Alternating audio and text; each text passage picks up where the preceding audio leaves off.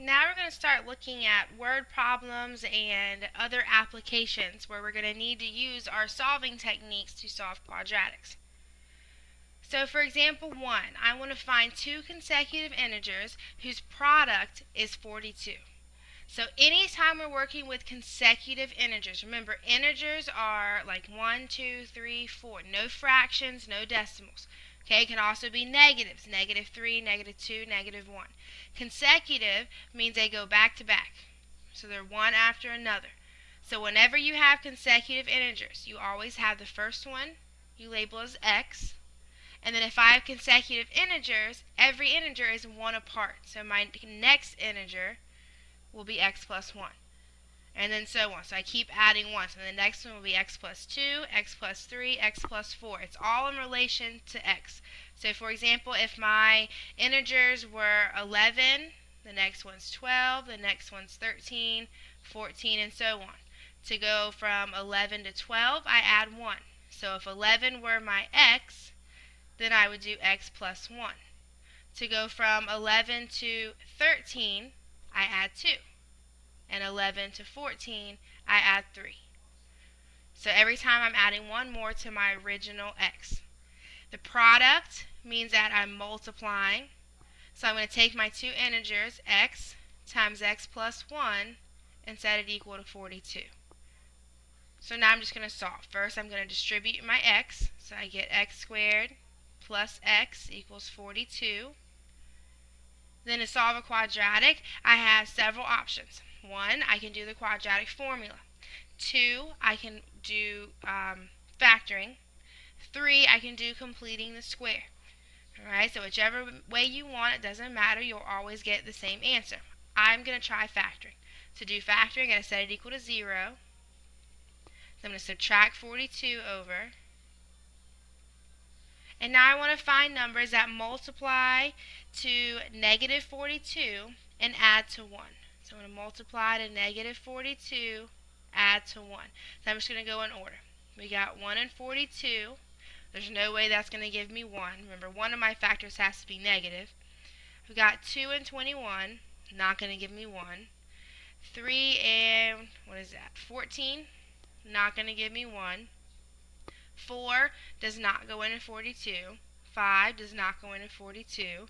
6 times 7, that's where I'm going to get my 1. So I'm going to multiply to a negative but add to a positive, which means my 6 is negative, and that's where I'm going to get my positive 1. So I'm going to go x and then x. I'm going to put a negative 6, positive 7. To solve, I have to go one step farther and set both of my factors equal to 0. X plus 7 equals 0. Now I'm going to solve for x. I'm going to add 6. X equals positive 6. Subtract 7. X equals negative 7. So I'm going to go back to my problem. It just says two consecutive integers. It doesn't say two positive integers or two negative integers, just two consecutive integers, which means if one of my integers is 6, the next one is 7. 6 times 7 gives me 42. My other option is if my first integer is negative 7, the next consecutive integer is negative 6, and negative 6 times negative 7 is also positive 42. So I have two options. Now for example 2, I want to find two consecutive even integers whose product is 120. So now I'm doing even. Your first one, every single time you have consecutive integers, is always x. Now, even integers. So if I have 2, 4, 6, for example. If x is my first one, to go from the first to the second, I'm adding 2. To go from the first to the third, 2 to 6, I'm adding 4.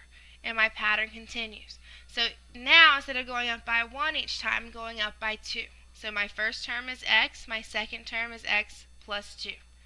I'm working with product again, so I'm multiplying. So I can write the equation x times x plus 2 equals 120. So I'm going to solve this one just like last time by factoring. So first I'm going to distribute x times x plus 2 to get x squared plus 2x. And before I can factor, I got to set it equal to 0. So I'm going to subtract 120. So x squared plus 2x minus 120 equals 0. Now to factor, I'm looking for two numbers that multiply to negative 120 and add to 2. So I'm going to list all my factors, but I'm going to keep in mind that one of them's got to be a negative. So I'm looking for two factors that are going to be 2 apart, and then I'll figure out which one will be negative. So I'm going to go in order. You got 1 and 120, 2 and 60. Okay, these are kind of far apart, so I got to keep going for a little while.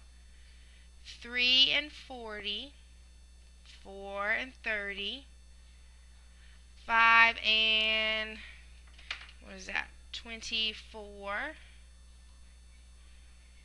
We got 6 and 20, no 7, no 8. Oh, sorry, yes, 8. 8 and 15. Okay, so I'm getting closer to 2, but not there yet. No 9, 10, and 12, 11, and then 12, I start back over. So that means that these are all of my factors. Okay, so I get closer to 2, and then at the very bottom, 10 and 12 are 2 apart.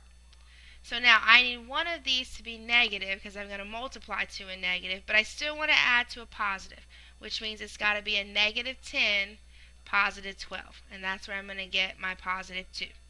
So I come back to my equation, make my parentheses, put an x in both, and then I'm going to have a negative 10, positive 12.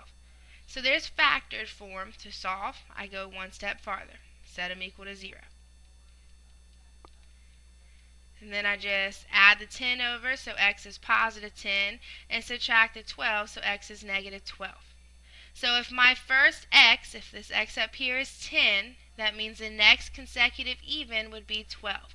10 times 12 is 120. Then if my x were negative 12, the next consecutive one is negative 10. Negative 12 times negative 10 is also positive 120. Now I know that some of these you can do in your head, right? I'm not testing to see that you can guess and check and do mental math. I'm testing you to see that you can create your own equation and then solve it. Alright, now I do smaller numbers so that you can kind of know if you're on the right track or not, but I need to see these steps written out. For our last example, we've got Billy building a garden. He wants to put a fence around his garden, and the length of his fence, or his garden, is 2 more than twice the width. And he knows it takes up 24 square feet of space, and we want to find the dimensions. So if I draw his garden, there's his rectangular garden. We've got the length and the width. All we know about the length and the width is that the length is 2 more than twice the width. So I can say that the length is 2 more, so that's 2 plus 2 times W. And then I know it takes up 24 square feet. So if it's taking up square feet, that's talking about area. The area of a rectangle is length times width. So I can use what I know about the length and width and what I know about the area, the 24 square feet, to create an equation to solve. So if I know area equals length times width, I know the area is 24, so I can plug that in for A, and I know my L is 2 plus 2W, so I can plug that in for the L. And then I have my W on the outside. My next step is to distribute this W on the outside. So I got 24 equals 2W plus 2W squared.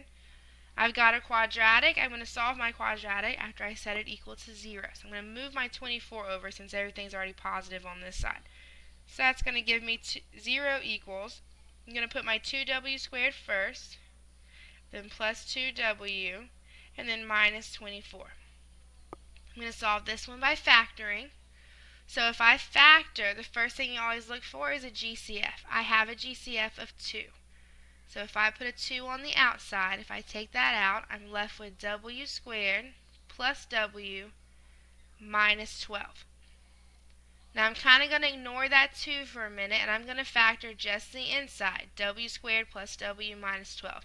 I want two numbers that multiply to negative 12 but add to 1. So I'm going to put my W's in, and that's going to give me negative 3 and positive 4. And then I can bring my 2 down.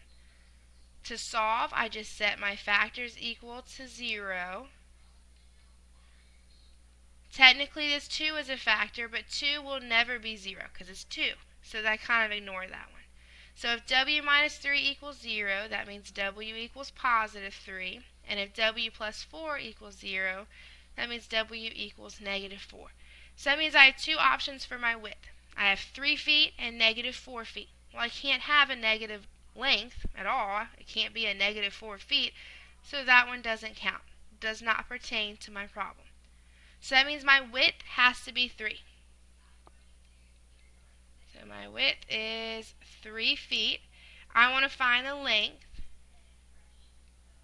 So I'm going to come back up here to my L equals 2 plus 2W. So then L equals 2 plus 2 times my width 3, which is 2 plus 6, which is 8. So my length is 8 feet. So his garden is 3 feet by 8 feet.